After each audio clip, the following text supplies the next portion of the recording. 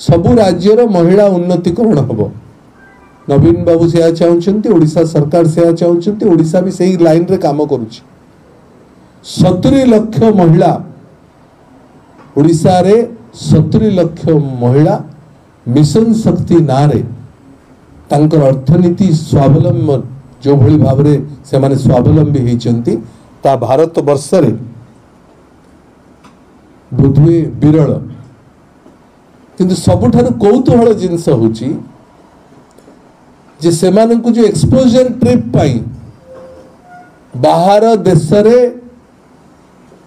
देश बुलिकी देखिकी आस से कोभली भाव में विकास होची सेठी कोभली भाव में महिला मानकर उन्नतिकरण होची बा कोभली भाव में सामाजिक विकास होची ताकू देखिकी आसीबा पाई ओडिशा सरकार ओडिशार मिशन शक्ति महिला नेत्री मानंकु विदेश को पठाउथला ताकू ओडिशा भारतीय जनता पार्टी बंद करिवार प्रक्रिया रे सफल होईची तेणु ओडिशा बीजेपी सही भी पारुनी जे ओडिशार महिला माने राज्य सरकारंकर कार्यक्रम द्वारा स्वावलंबी होइचंती ए कथा तांको देह को जाउ नाही। स्वास्थ्य रे बोधुए बिजु स्वास्थ्य Kalyan Yojana card BSKY card Odisha बोधुए प्रथम राज्य बा ओडिशार बीएसकेवाई कार्ड रो जो स्कीम अछि इज ए यूनिक स्कीम। आमे गाँव रे जेतले प्रचार करबा को जाउछु विशेष कर 2024 निर्वाचन रे आमे लोकन जेतो प्रचारछु जे नवीन बाबूंकर ओडिशा सरकार को स्कीम ता तुमको बेसी पसंद होची बेसी पसंद स्कीम रे एक नंबर ना होची बीएसकेवाई कार्ड प्रीपेड कार्ड सबुठारु दामिकिया ट्रीटमेंट सबुठारु हाई रिस्क ट्रीटमेंट कैंसर ठू आरंभ करके सबुठारु हाई रिस्क ट्रीटमेंट सबु बड़ हॉस्पिटल रे देश रे राज्य रे राज्य बाहर ताहा मध्य बीएसकेवाई कार्ड द्वारा हे परची लोक खुशी लोक उपकृत होउचंती लोकों को स्वास्थ्य भल होउची किंतु ओडिशा बीजेपी भारतीय जनता पार्टी लागी छी तो ताकू बीएसकेवाई कार्ड को केमती बंद कर दो तेणु ओडिशा बीजेपी गोटे जन विरोधी काम रे लागी छी सी महिलार सशक्तिकरण उन्नतिकरण हो बा सी साधारण लोकंकर स्वास्थ्यर बीएसकेवाई कार्ड स्कीम हो ओडिशा रे रूपांतरीकरण हैला स्कूल 5T स्कूल रो रूपांतरीकरण हैला रूपांतरीकरण गोटे सिस्टम रे प्रोसेस रे ओडिशा सरकार पकई सारलाणी 5T स्कूल रे पाखापाखी 7000 स्कूल रे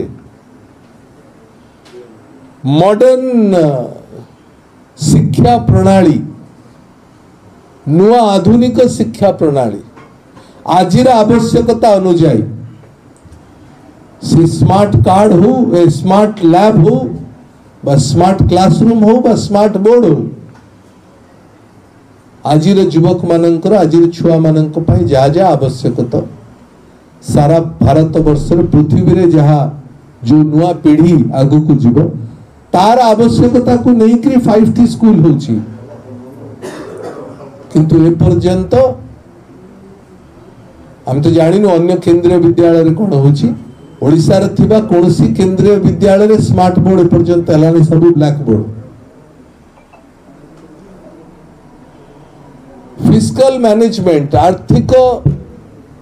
स्थिति को ओडिसा रो आर्थिक स्थिति को सुधारिबा पाई